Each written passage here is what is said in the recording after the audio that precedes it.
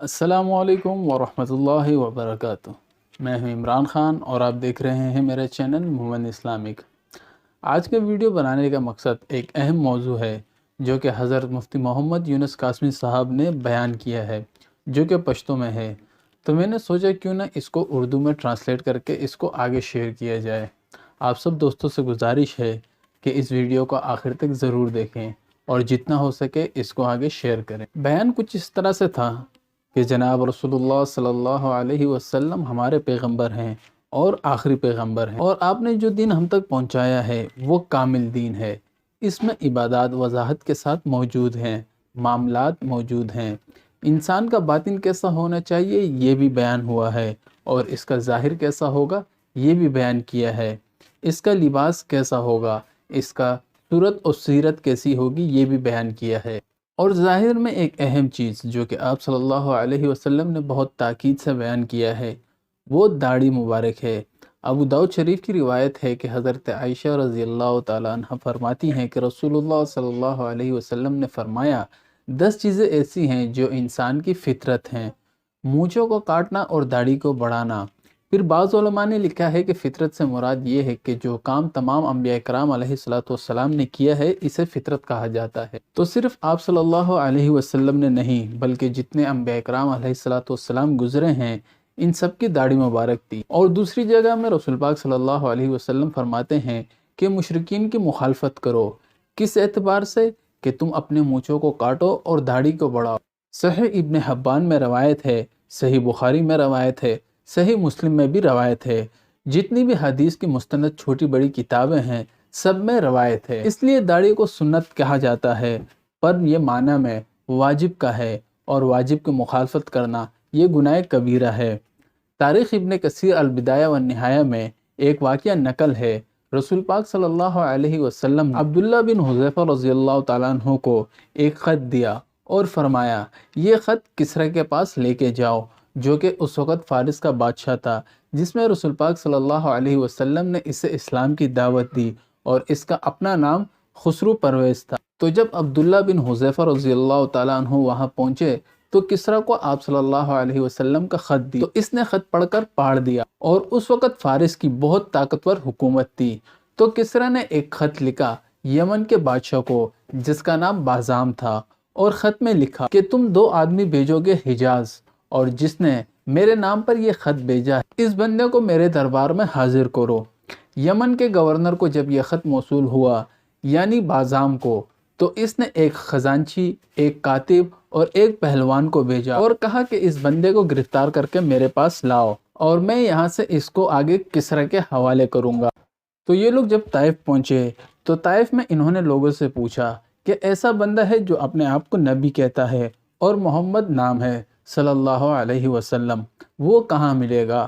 تو طائف کے لوگوں نے کہا وہ تو یہاں نہیں، وہ مدینہ منورہ میں ہے۔ اور یہ طائف کے لوگ بہت خوش ہو گئے کہ اب فارس ان کا دشمن بن گیا، کیونکہ فارس اس وقت طاقتور حکومت تھی، یعنی آپ صلی اللہ علیہ وسلم کے دشمن بن جائیں گے۔ جب یہ لوگ مدینہ منورہ پہنچے تو وہاں پر انہوں نے صحابہ کرام سے پوچھا، صحابہ نے عرض کیا کہ وہ مسجد کے اندر بیٹھے ہوئے ہیں۔ تو جب یہ لوگ آپ صلی اللہ علیہ وسلم کے سامنے آئے تو اس وقت ان کے چہرے پر داڑھی نہیں تھی۔ مورخین لکھتے ہیں کہ آپ صلی اللہ علیہ وسلم نے انہیں دیکھ کر منہ پھیر لیا اور فرمایا ہلاکت ہے تمہارے لیے، تمہیں کس نے ایسا کرنے کا حکم دیا؟ انہوں نے کہا ہمارے رب نے۔ آپ صلی اللہ علیہ وسلم نے فرمایا تمہارا رب کون ہے؟ انہوں نے کہا کہ کسریٰ۔ اور آپ صلی اللہ علیہ وسلم نے فرمایا مجھے میرے رب نے مونچھیں کاٹنے اور داڑھی بڑھانے کا حکم دیا ہے۔ پھر آپ صلی اللہ علیہ وسلم نے فرمایا تم ابھی جاؤ، کل اس پر بات کریں گے۔ اور رات کو آپ صلی اللہ علیہ وسلم پر وحی نازل ہوئی کہ کسریٰ کے بیٹے نے شیرویہ، اس نے اپنے باپ کسریٰ کو قتل کر دیا۔ اور جب عبداللہ بن حذیفہ رضی اللہ تعالیٰ عنہ نے رسول پاک صلی اللہ علیہ وسلم سے کہا کہ کسریٰ نے آپ کا خط پڑھ کر پاڑ دیا تھا، تو آپ صلی اللہ علیہ وسلم نے فرمایا اس کا خط پاڑنا ایسا ہے جیسے اس نے اپنی حکومت پاش کر دیا، یہ برباد ہوگا۔ قاصد کا یمن سے مدینہ منورہ تک پہنچنے کے درمیان ہی اس کی حکومت ختم ہو گئی۔ صبح جب یہ لوگ آپ صلی اللہ علیہ وسلم کے پاس آئے تو آپ صلی اللہ علیہ وسلم نے فرمایا तुम्हारा बादशाह मर गया है। इन्होंने कहा, कैसे? आप सल्लल्लाहु अलैहि वसल्लम ने फरमाया कि इसके बेटे ने इसको कत्ल कर दिया हुकूमत के लिए। तो जब ये कासिद वापस यमन की तरफ गए और अपने गवर्नर बाज़ाम से कहा कि हमने एक ऐसे शख्स को देखा जो ज़मीन पर बैठा हुआ है, ना इसके पास पुलिस है, ना इंटेलिजेंस, ना सिक्योरिटी, और लोग इनसे ऐसी मोहब्बत करते हैं, वो जब वज़ू करते हैं तो सहाबा कराम वो पानी अपने जिस्म पर मलते हैं। हमने अपने बड़े से ऐसी मोहब्बत करने वाले ना देखे हैं ना देखेंगे। बाज़ाम ने जब ये बातें सुनी तो कहा, ये शख्स पैगंबर है और नबूवत का दावा करता है, तो ये भी ठीक है। इसलिए मौरखीन लिखते हैं कि बाज़ाम बाद में मुसलमान हो गया। फिर मुफ्ती साहब बयान करते हैं कि जब कोई मुसलमान दीनदार दुनिया से चला जाता है और कब्र में जाता है तो इसे रसूल पाक सल्लल्लाहु अलैहि वसल्लम का दीदार नसीब होता है, और जिसके चेहरे पर दाढ़ी नहीं होती इसे नसीब नहीं होता, क्योंकि दुनिया में रसूलुल्लाह सल्लल्लाहु अलैहि वसल्लम ने बिना दाढ़ी वाले को देखकर मुंह फेर लिया। तो इससे अंदाज़ा लगाएं ये दाढ़ी मुबारक कितनी अहम है। वीडियो थोड़ी लंबी हो गई तो इसको समेटते हुए जो अहम मकसद है वो मैं बयान करता हूँ। कुरान करीम में अल्लाह रब्बुल इज़्ज़त फरमाते हैं, वज़्ज़ुहा वल्लैलि इज़ा सजा।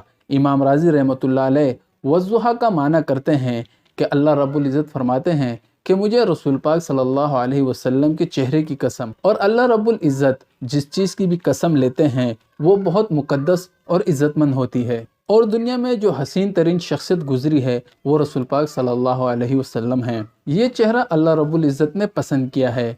अगर अल्लाह रब्बुल इज़्ज़त को बग़ैर दाढ़ी के चेहरे पसंद होता तो अल्लाह रब्बुल इज़्ज़त अपने नबी से फरमाते कि दाढ़ी हटाओ। फिर जो शख्स दाढ़ी हटाता है वो 24 घंटे गुनाह में मुब्तला रहता है, यहाँ तक कि ये हरम में तवाफ़ करे तो भी इस गुनाह में मुब्तला है, क्योंकि इंसान जब दाढ़ी हटाता है तो 24 घंटे वो गुनाह इसके साथ लगा रहता है।